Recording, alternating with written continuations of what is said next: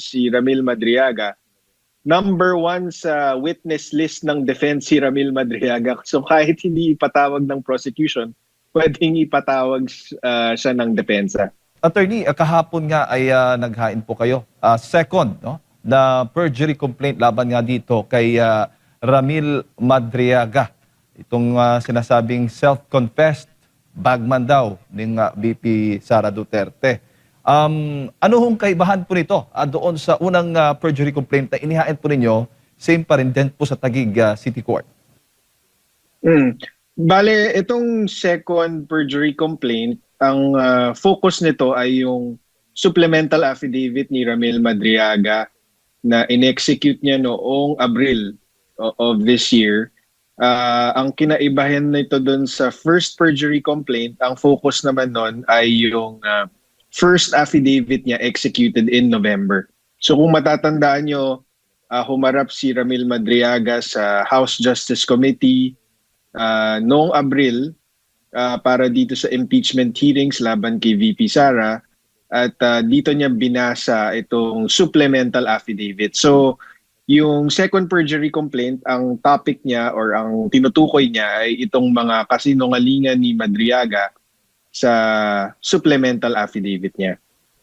Opo, at sa pagkakaalam natin, nasa 1,000 pahina ito, attorney, napakadaming pages. Oo. Ano yung pinakamahalagang ebidensya po nito sa tingin po ninyo, attorney, na direktong sumasalungat nga doon sa mga pahayag ni Madriaga para sa kaalaman ng ating mga kababayan?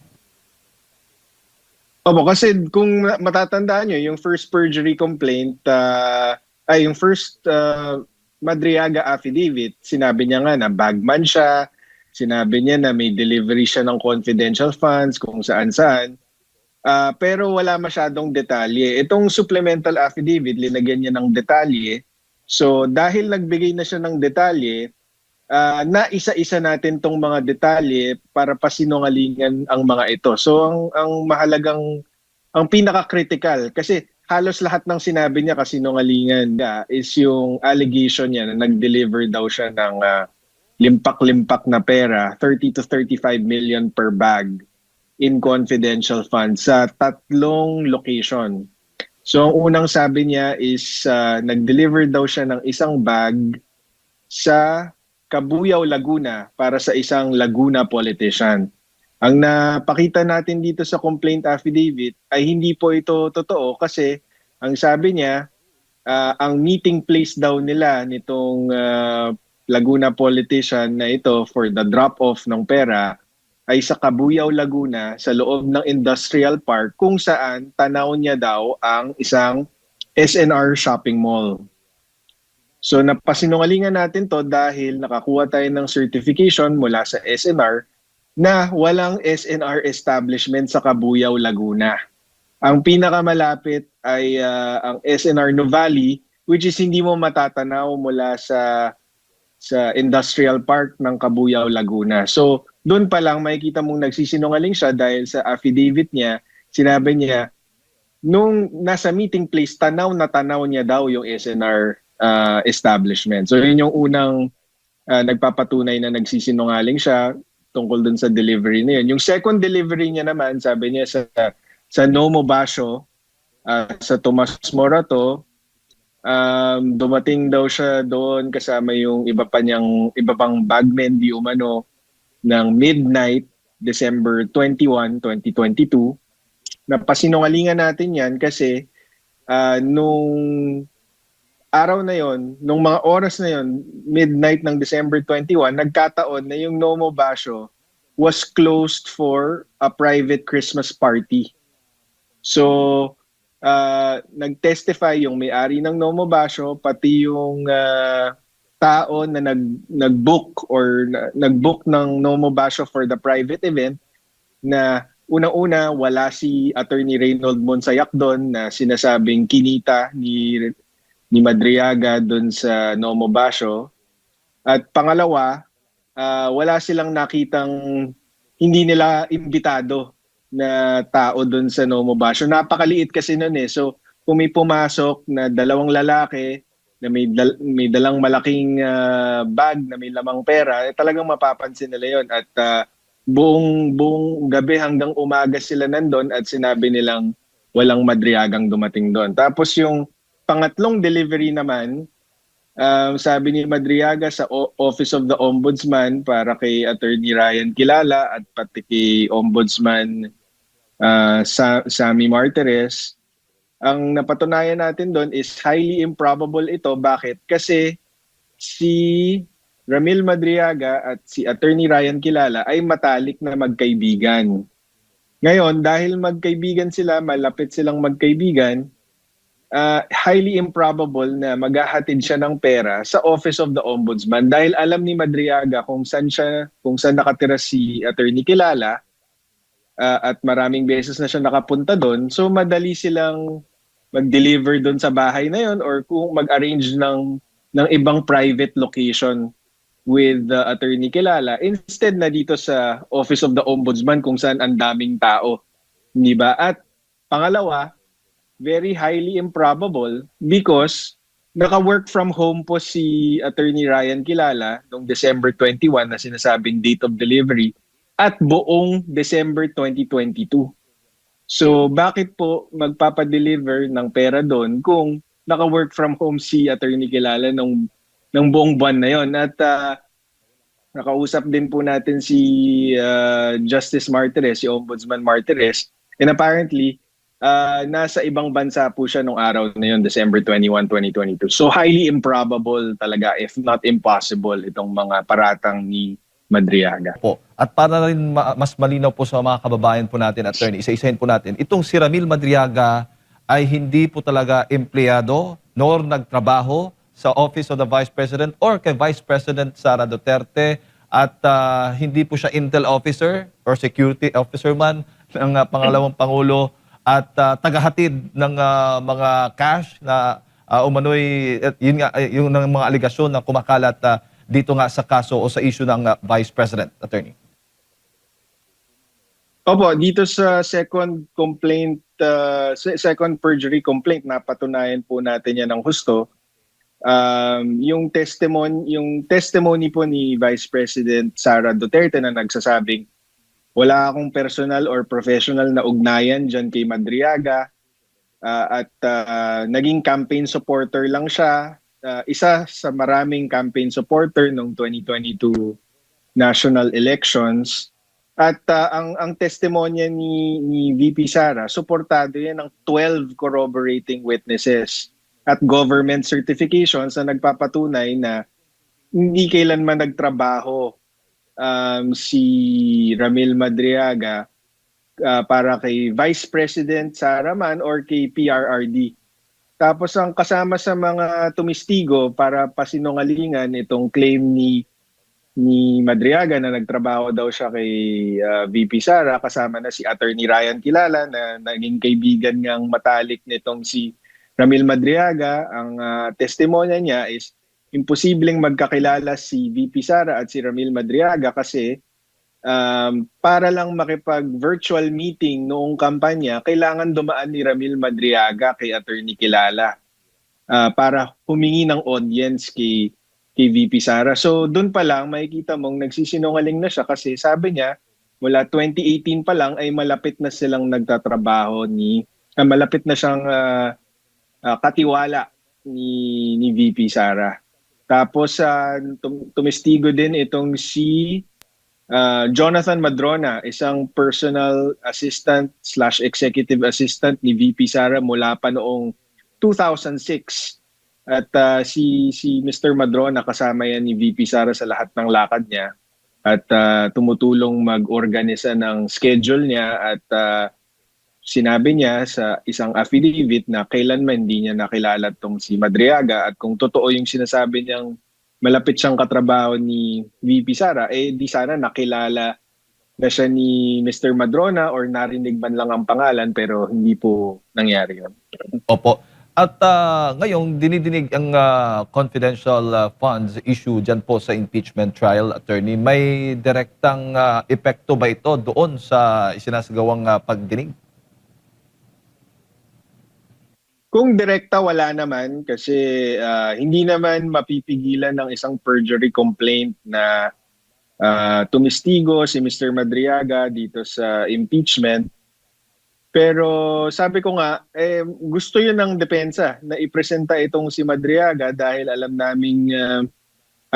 ng defense team na nagsisinungaling si Mr. Madriaga. So talagang mababasag siya sa cross-examination. Kaya sa ngayon, ang haka-haka sa kampo ni VP Sara is baka hindi na i-present itong si Ramil Madriaga. Ang personal take ko naman is itong perjury complaint nagpapatunay na yung mga alegasyon laban kay VP Sara na nakabalot dito sa impeachment talagang malisyoso, walang basehan at desperate. Kasi biruin mo, gumamit sila ng isang taong katulad ni Madriaga na hindi naman nagsasabi na talaga ng totoo para lang umusad tong impeachment complaint sa House of Representatives. So, dito mo makikita doon sa 1,000-page complaint kung gaano ka, yun nga, malisyoso at desperado yung mga taong nagtutulak ng impeachment. Opo. Maaari ho bang magamit ng depensa yung mga ebidensyang hawak po ninyo, attorney, doon sa nagpapatuloy na impeachment trial? Opo, actually, kagaya ng first perjury complaint ni VP Sara, magbibigay din kami, ito-turn over din namin ito sa defense para kung kailangan nila. At ang maganda dito, Jayden and Mar, is kahit hindi ipresenta ng prosecution si Ramil Madriaga, number 1 sa witness list ng defense si Ramil Madriaga. So kahit hindi ipatawag ng prosecution, pwedeng ipatawag siya ng depensa. Ayun. Oo. Si Partner Admar po para sa mga karagdagang katanungan, attorney. Opo, attorney, napag-uusapan na natin yung impeachment at linawin lang natin, si attorney ay doon lamang sa perjury complaint ni VP Sara laban kay Madriaga. Kukunan natin siya ng opinion naman dito po sa naganap na impeachment trial kahapon. Suspendido po ngayon, attorney.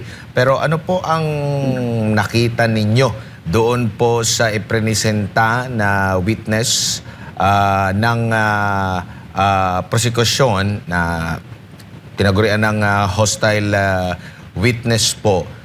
Malinaw na po ba na mayroong kasalanang nagawa ang Vice Presidente at ibinulsa yung pera ng taong bayan doon sa mga pahayag kahapon po, attorney? Hindi tayo naka-monitor masyado kasi nasa OCP Taguig tayo, nagpa-file nung complaint affidavit. Nakakita lang tayo ng mga video clips tungkol dun sa nangyari kahapon. At admittedly, hindi din tayo ganun kapamilyar dun sa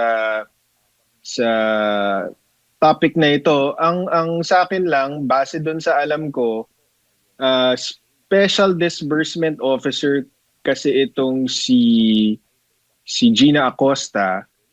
Pero kung ang tanong is, dapat siya ba mismo ang kasi ang tinukoy kahapon is, sabi under the instructions of the Vice President, tinurn over niya yung confidential funds na withdraw from Land Bank to Colonel Raymond Lachica, who was the OVP security officer. So yung security officer kasi technical term yan na may kinalaman sa confidential funds. So para sa akin, wala naman talagang napatunayan kahapon kundi na itong 125 million na confidential funds binigay kay Colonel Lachica. Sa akin, walang kaso yun kasi as a disbursement officer, you cannot expect somebody like Gina Acosta, kunyari, to buy information from mga informants kasi hindi naman niya kilala yung mga yun eh. 'Di ba? Ang nakakilala doon is yung mga intelligence officers under the OVP or Opo. yung mga nag-develop ng mga informants na yun, for example. So wala akong nakikitang issue na napatunayan kahapon or inamin kahapon na si Gina Acosta release yung pera kay Colonel Lachica. Wala rin akong nakikitang issue na parang may nakita akong mga video clips tungkol sa insinuation na minadali ang pag-process ng itong confidential fund release and disbursement. Wala akong nakikitang issue doon kasi napaka-late na po sa taon release itong confidential funds, December 20. And from my basic understanding of budget in government, kailangan mo yan gastusin before the year ends, or else hindi ka na makakahingi ng same amount sa mga susunod na periods. Opo. So definitely, dun sa tanong mo, walang napatunayan na nabol sa itong confidential funds. Opo. At wala rin akong nakikitang, kasi parang may sinasabi sila tungkol naman dun sa mga bags na kesyo nagtutugma ito dun sa sinabi ng Taga-Land Bank, nagtutugma ito dun sa sinabi ni Ramil Madriaga. Para doon kay Madriaga, lahat kasi ng information ni Madriaga na sinabi niya sa affidavit niya ay publicly available information na mula doon sa mga hearings ng House Justice Committee. Ng House Committee on Good Governance ata yun, yung unang nag-imbestiga ng confidential fund. So, sabi nga namin doon sa second perjury complaint, the fact na hindi makapagbigay ng detalye si Madriaga na hindi nababasag by verification na higit pa doon sa publicly available information, patunay lang na nagsisinungaling siya, na nag-iimbento lang siya ng kwento mula doon sa mga information na publicly. Yes, attorney? Okay, balikan lang natin si Attorney Salvador Paulo Panelo Jr. Kaugnay nga po dito sa pinag-uusapan natin na impeachment trial kahapon. Yes, Attorney? Hello? Yes po. Attorney, so ibig sabihin kahit na siya ay tinaguri ang special, yung SDO kumbaga, officer na nagdi-disburse, hindi siya obligado na umakyat ng bundok, humarap doon sa mga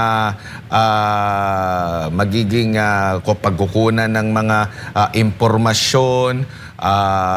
Kumbaga, hindi siya mismo ang mangunguna dito, which is, yan din yung kanyang pinahayag kahapon. So, parte na ba ng pag-disburse ng pera yung pagbigay niya kay La Chica at nagampanan niya yung kanyang trabaho bilang disbursing officer, and at the same time inobliga si La Chica na magbigay ka sa akin ng mga katibayan na ito ay ginamit sa anumang activity under ng sa confidential funds, attorney?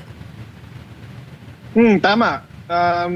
Although yun nga, ayoko lang pangunahan yung defense team.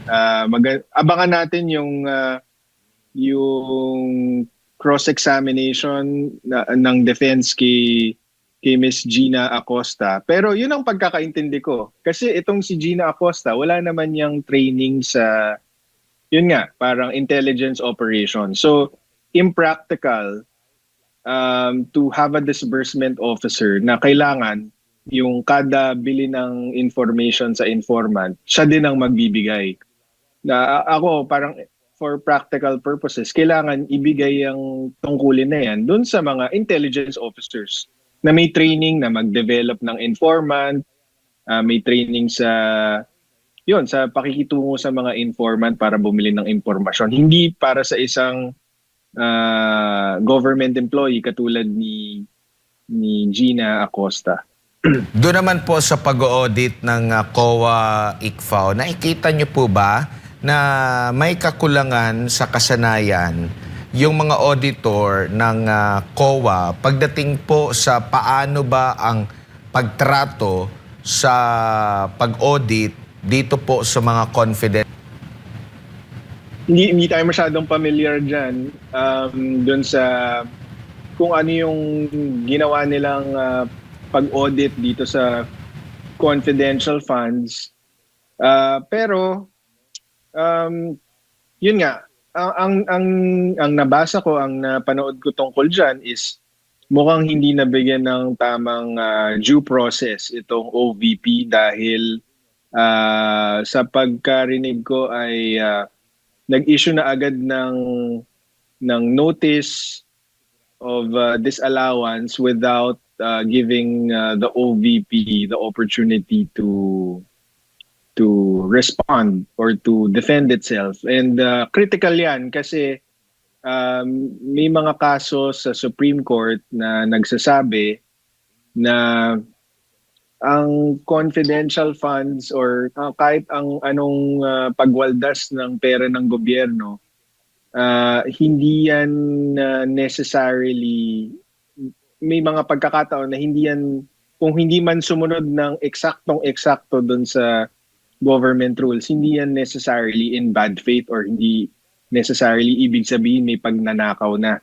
Kung may kakulangan man sa dokumento or may ibang interpretasyon yung Commission on Audit, tingin ko kailangan daw may bad faith, may malicious intent to take itong confidential funds and use it for personal use. Yun yung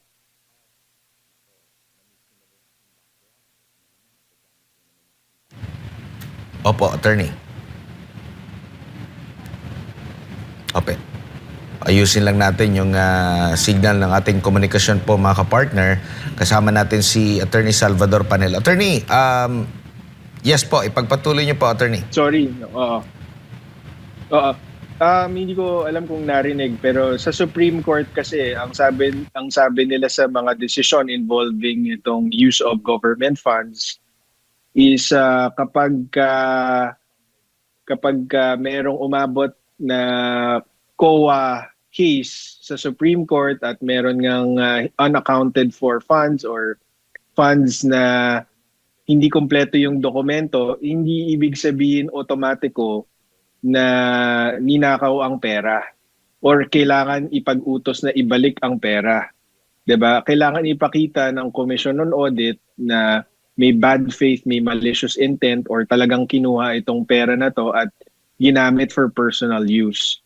Kapag hindi nila mapatunayan ito, hindi ipapabalik yung pera kasi mukhang nagamit naman ng tama yung government funds pero hindi, kulang lang sa documentation. So sa mga ganong pagkakataon, yun nga, hindi personally liable itong mga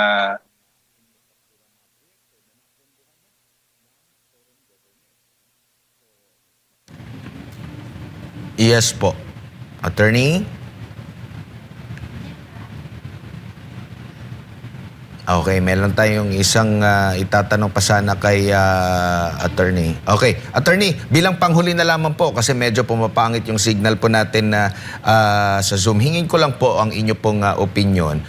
Obligado po ba talaga na humarap face-to-face ang pangalawang pangulo o parte na ito ng pagharap at ng pangalawang pangulo sa reklamong inihain laban sa kanya dahil may pahayag po itong isang kongresista at sinisi pa ang pangalawang pangulo dahil parang nagagalit na raw po ang Diyos at inalaw daw niya yung mga pagbaha. Parang sinisi pa siya sa mga pagbaha. Itong ang pangalawang pangulo, sabi pa niya dito, quote-unquote, baha na sa buong Luzon. Anong ginagawa ng ating Vice President? Nagpupunta sa ibang mga bansa. Just imagine, meron tayong impeachment court dito. Dapat humarap siya. Nasaan siya? Ano po ang masasabi niyo po dito, attorney? mulat sa pool na address na yan ng impeachment court na hindi kailangan humarap si Vice President Sara Duterte in person dyan sa trial at represented naman siya ng mga abogado niya dyan sa defense team. So hindi talaga kinakailangan. And in fact, para sa akin, personal opinion ko lang ito, I think it's a waste of time kasi kahit ako hindi ko masyadong nasusundan itong impeachment trial dahil alam ko paninirang puri lang ito kay Vice President Sara Duterte. So, 'di ba, parang hinaharap niya na po itong kaso by being represented by her defense team who is actively participating in the impeachment at hindi na po kinakailangan na na harapin niya to na nakaupo siya doon buong araw para lang pakinggan yung defense at prosecution na nag-aasaran doon sa impeachment court. Anyway, tandaan po natin na siya rin po ay ikalawang pangulo at may mga tungkulin po siya. So, syempre, kailangan niya pong gampanan yon. Opo. At huli na lang, attorney, In other words, there's better use for the Vice President's time, in my opinion. Opo, opo. At para na rin sa kaalaman ng ating mga kababayan at mensahe nyo na rin po, attorney, sa tingin po ninyo, mako-convict ho ba ang pangalawang pangulo dito sa impeachment trial na ito? Sorry, pakiulit lang, hindi ko naputol ka. Oo, mako-convict ho ba ang Vice Presidente sa impeachment trial? Para sa akin, dapat hindi. Napakalinaw na dapat hindi, at least so far, di ba? Pero alam naman po natin na at the end of the day, it will all boil down to politics. So para dun sa mga taga-subaybay po natin, i-pressure po natin yung mga representante natin dyan sa Senado na gawin ng tama.